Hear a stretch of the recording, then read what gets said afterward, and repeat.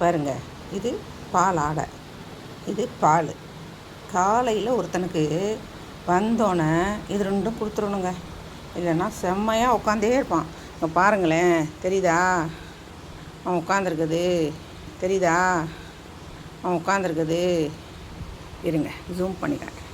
எப்படி படுத்துட்டு பார்க்குறான் பாருங்கள் எங்களையே. வேணுமாடா? இங்கே பாருங்கள், வீ அப்படின்னுவான், வீ அப்படின்னுவான். இப்போ பாருங்கள், நான் இது ரெண்டும் எடுத்துகிட்டு போய் அவனுக்கு கொடுக்குறேன். என்ன பண்ணுறான்னு பார்ப்போமா? என்னடா வேணுமா? எப்படி வேணும்? இது வேணுமா? இது வேணுமா?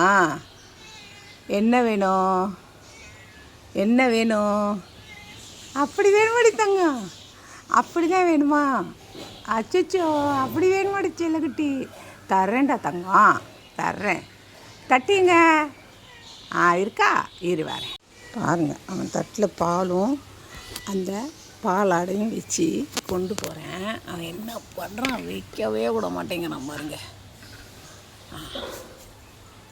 தெரியுதா?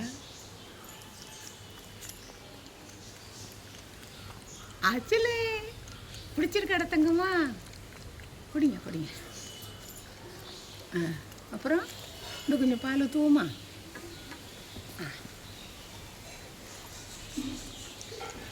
குடிங்க. பார்த்தீங்களா எப்படி குடிக்கிறான்னு? குடிச்சிட்டு போயிடுவாங்க. அப்புறம் திருப்பி எப்போ பசிக்குதோ அப்போ வருவான். அப்போ வந்து கேட்பான். என் பையன் சிக்கன்லாம் வாங்கிட்டு வருவானா, இந்த காலும் வாங்கிட்டு வருவான். அதை வேக வச்சு அது ஒரு 2 பீஸு ஐயா சாப்பிடுவார். அப்புறம் போயிடுவார்.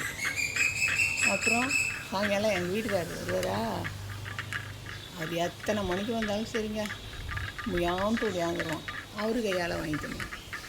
சரியான ஆனால் ஒன்றுங்க, எங்கள் வீட்டில் எலி தொல்லை இருந்துக்கிட்டே இருந்துச்சுங்க.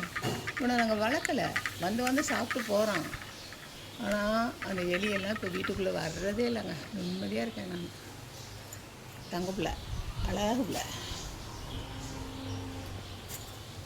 இங்கே பார்த்தீங்களா, பாலை குடிச்சிட்டு இருந்தார் ஒருத்தர். போயாச்சு பார்த்தீங்களா? பசிக்குதுன்னா வருவான், இந்த மேலேயே படுத்திருப்பான், மியாவும் மியானுவான், வாங்கி தின்னுட்டு போயிடுவான். எங்கே போனான்னு தெரியல பாருங்கள்.